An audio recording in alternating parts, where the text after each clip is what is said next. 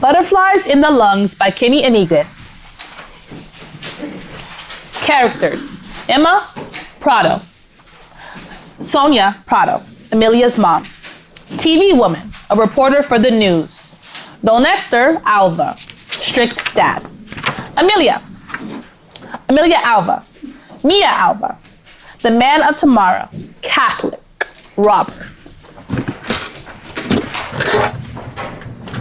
Act 1, Scene 1, Prado's house.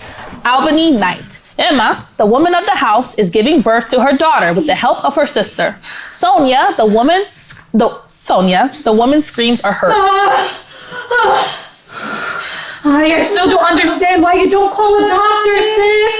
I can see that you're so in pain. I can't have anyone who isn't family here.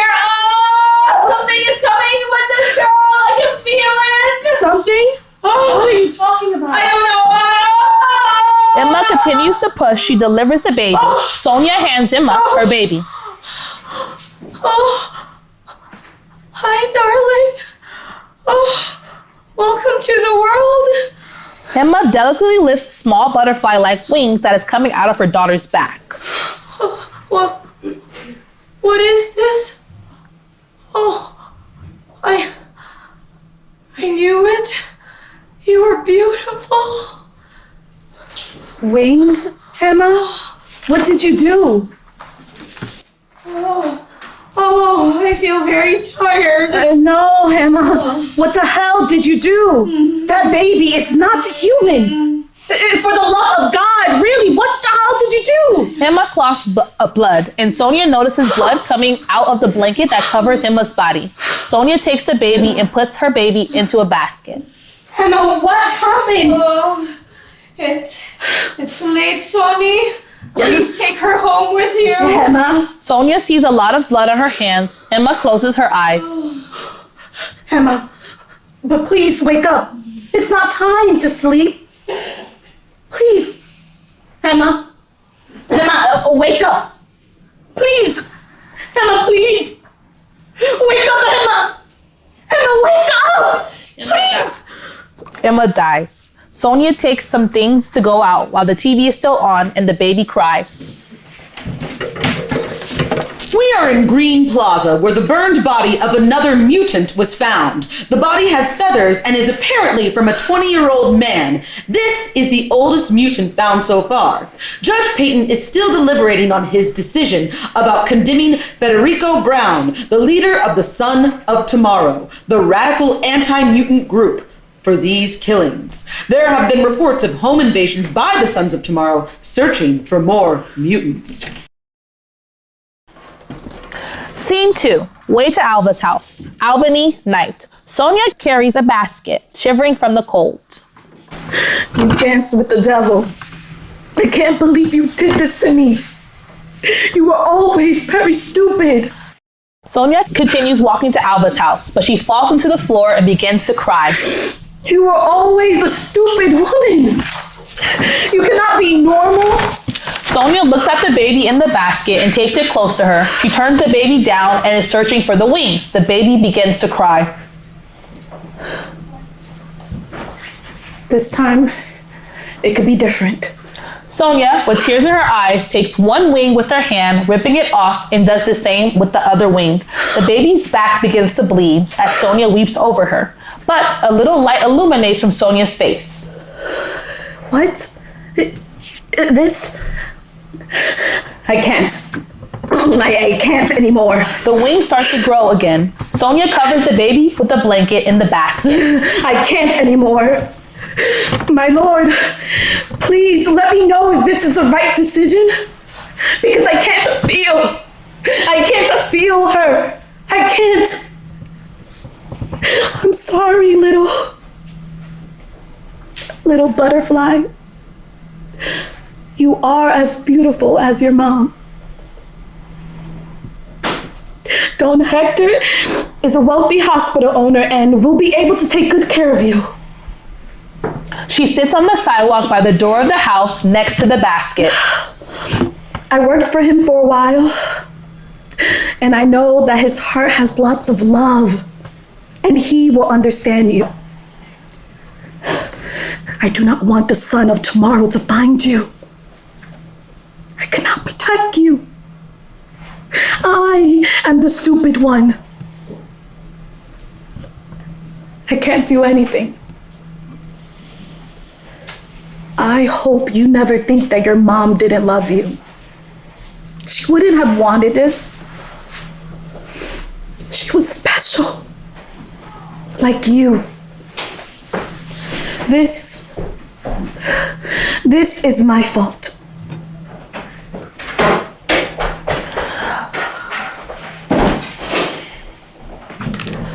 Forgive me, Emma. Forgive me, Amelia. Sonia looks at the gigantic doors and leaves a note, then knocks on the door several times. Seeing her niece for the last time, she leaves. Scene 3. Alvin's house. Amelia's room. Albany night.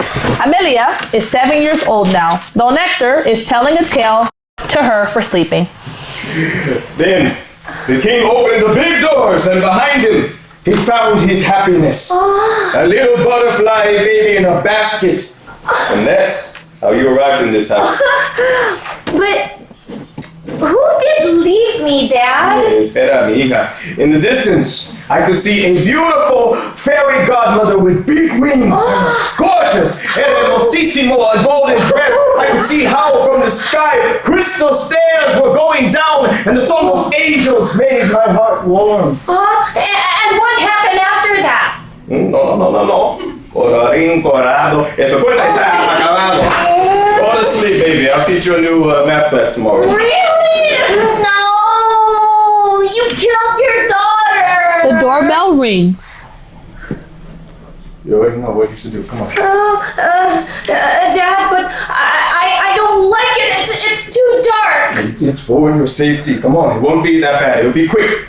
I promise. Okay, I'll do it. Amelia goes inside to a secret room behind a closet in Amelia's room. I promise you, it will be quick. Just close your eyes and think about all those stories you like to tell me. What was the last one about? About the little mice who found cheese paradise. Okay. Think about the story. When I come back, tell me how it ends. Okay? Yes. Don Hector closes the door and leaves the room.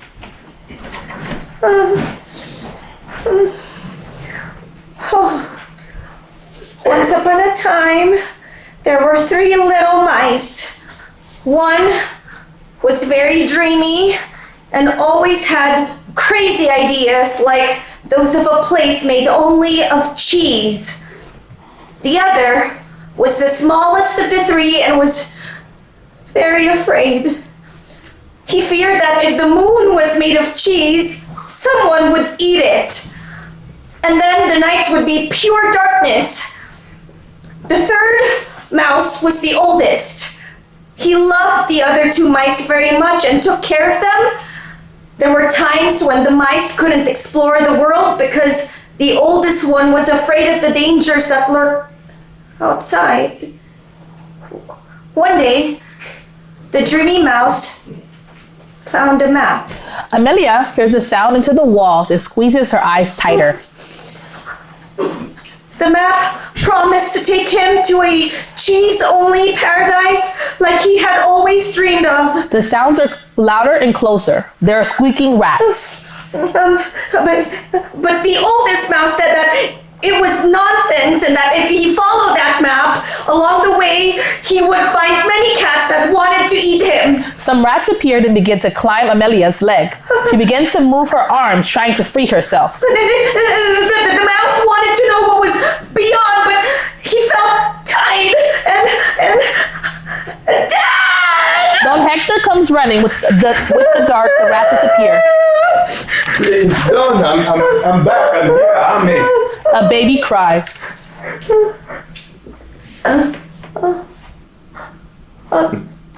A baby?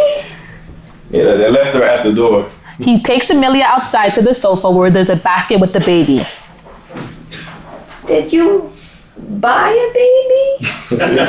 Not exactly. Normally, parents have their children themselves, but in my case, the children come to me. Just like me with the fairy godmother? Yes, one special night like tonight. Does she leave you babies without asking? I mean, once is okay, but twice is abuse. Yes, but she has never failed me. She leaves me with the best daughters a father could have.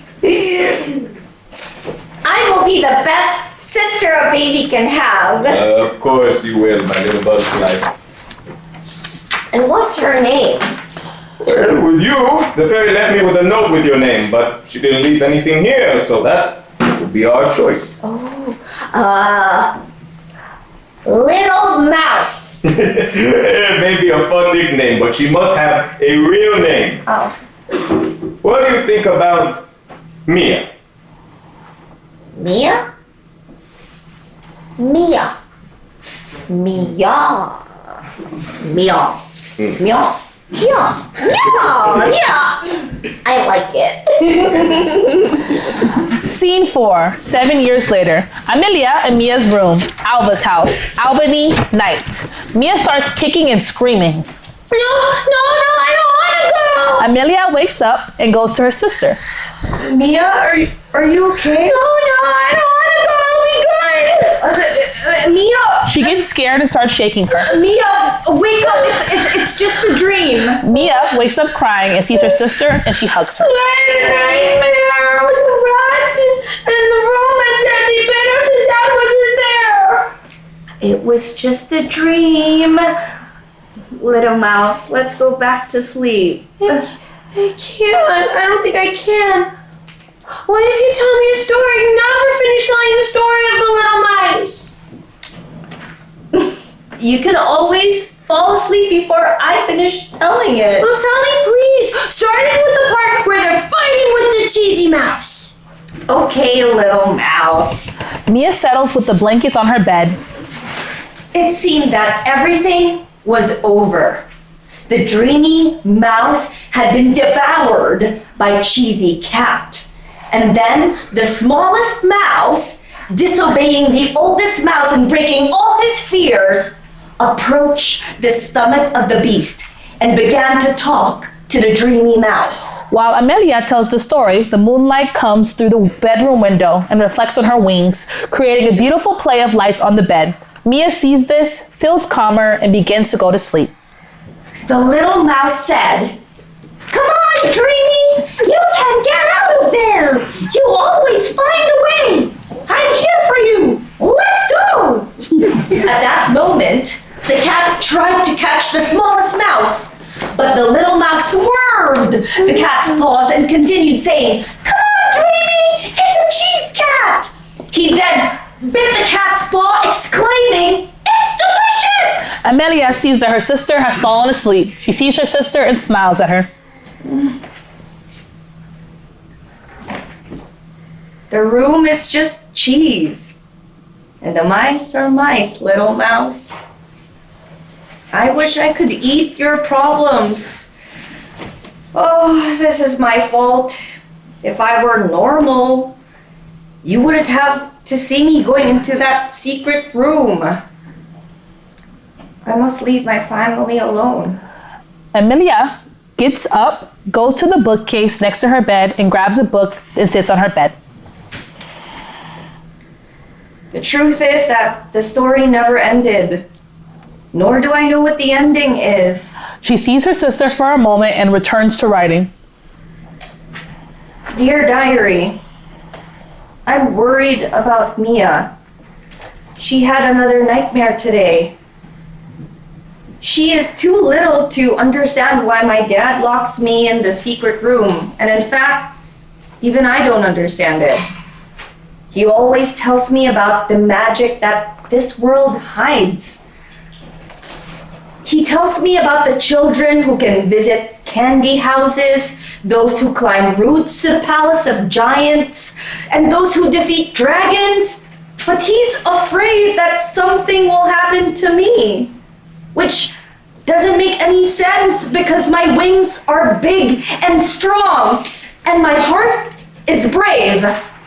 If witches, wolves, giants, dragons, and evil queens are real, I can stop them with my wings. Why doesn't he trust me? I no longer want to go to that secret room every time someone visits the house. It scares me. I would like to meet my cousins, my uncles, my grandparents, just like Mia does. Someday, I hope I can find my cheese paradise. See places where no one has gone. See beyond what can be seen. Read the most beautiful thing in the world, even if it has bad handwriting. And maybe find someone as magical as me. Someone with the same desire to fly high to the moon and devour it together. Meeting all those amazing people that the world hides. Knowing that I have a place. Amelia puts the book back in the library and goes to sleep while someone enters the room. Man of Tomorrow comes in and starts robbing some things from the room. At that moment, Mia wakes up and asks for her father, thinking it was him. Dad? But she realizes that it's not him, so she starts to cry. But the Man of Tomorrow hits her to shut up and gags her. Amelia listens to what is happening and thinks about what to do. She swings on Man of Tomorrow and starts biting him. Man of Tomorrow takes her off of him and throws her to the side of the room, hitting her. There, he notices Amelia's qualities. He smiles as he approaches her. Amelia starts to flap, but her wings are battered from hitting the wall. Amelia gets scared and starts screaming. Dad! Dad! A small butterfly. You are horrendous. Unnatural being, a creature of Satan. Please take what you want, but leave us! Leave her alone! I can't leave you alone, little butterfly. I must end your suffering. You don't belong in this world. Grabs a wing from Amelia. You are a monster. You don't belong in this world. Mia, close your eyes. I'm going to tell you a story.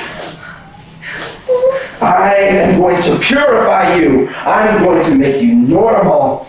After facing the cheesy cat, the little mice hugged each other, and the love they felt opened the door they had been looking for so long. The door to cheese paradise. You are a monster! And without fear, they dared to enter and achieve what they had traveled so far for. Be quiet, monster! Monster! So they fought with dragons, cats, witches, monsters. Such wild animals, evil elves, and self-centered queens. Man of Tomorrow takes out a knife out of his pocket.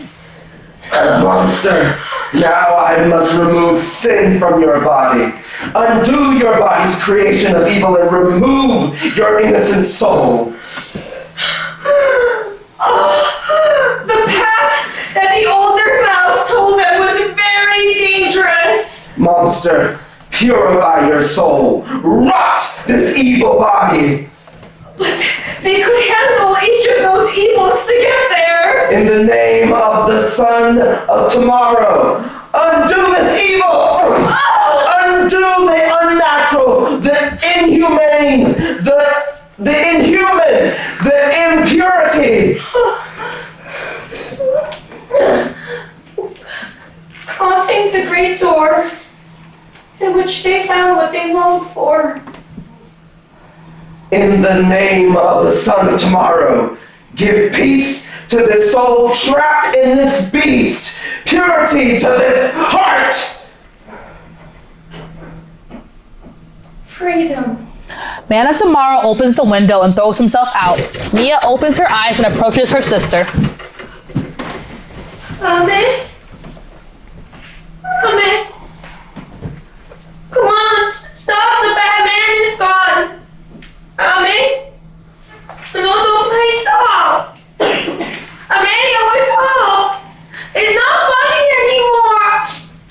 I'm gonna cry, Amelia. Stand up. Let's go to Dad. Amelia. Amelia, please. Wake up.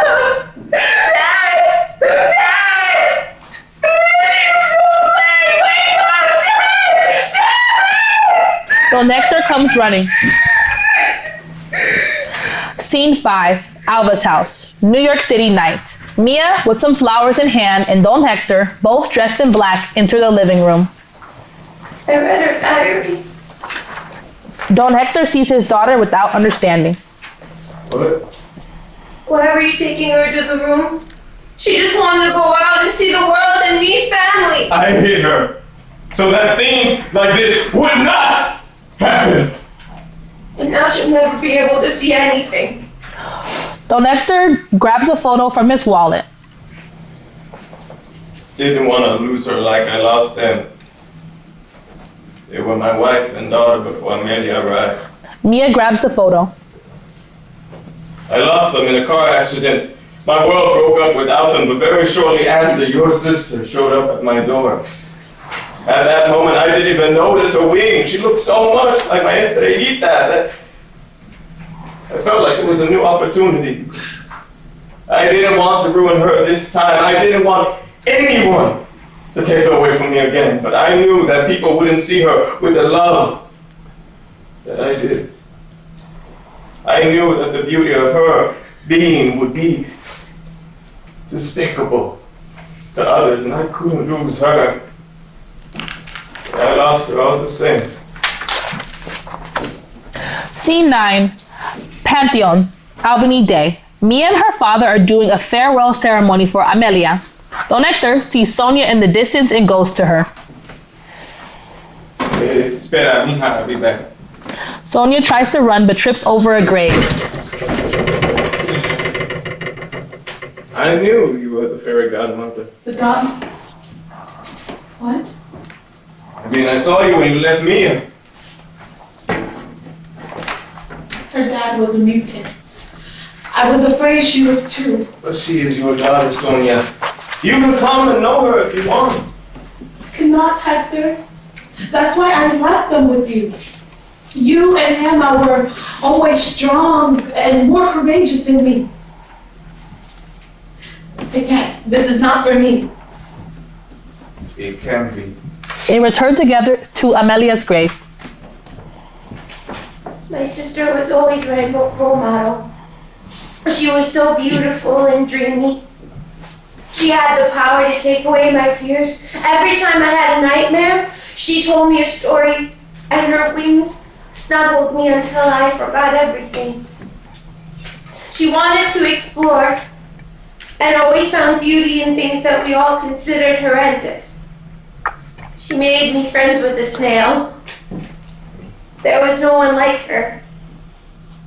She could use trash to create a puppet show to tell me the crazy stories in her head. Until the last second, she calmed me down by telling me a story. Thank you, dear sister, for telling me the end of the story. Thank you for being my peace in every moment. Thank you for being my motivation. And I promise you that you will continue to be. Thank you for being here, for being my sister, and for being you. Mia and her dad approach the tombstone. Thank you, dear sister. I love you. At that moment, Don Hector notices that Mia's arms start to bloom. Mia, your arms. Mia looks at her arms and smiles, continuing to hug the tombstone. Don Hector thinks and takes a key out of his pocket. This is the key to the secret room. He makes a hole with his hands in the grave and buries the key. Then he goes to his daughter and hugs her along with the grave. The flower and the leaves continue to grow, and the roses begin to bloom, emerging from the ground and surrounding them, grave, father, and daughter. Mia sees Sonia in the distance. Scene 10, 15 years later. Albany Center, Albany Day. Mia appears on the news with her new appearance with flowers and leaves on her skin, giving a speech. They call my sister a monster, unnatural or abnormal. I never understood who decides what's normal. But if normal is boring, then my sister was never normal. And that is why I love her, since I would not have had the thorns to face this world that destroys the beautiful out of fear if it weren't for her. End of play.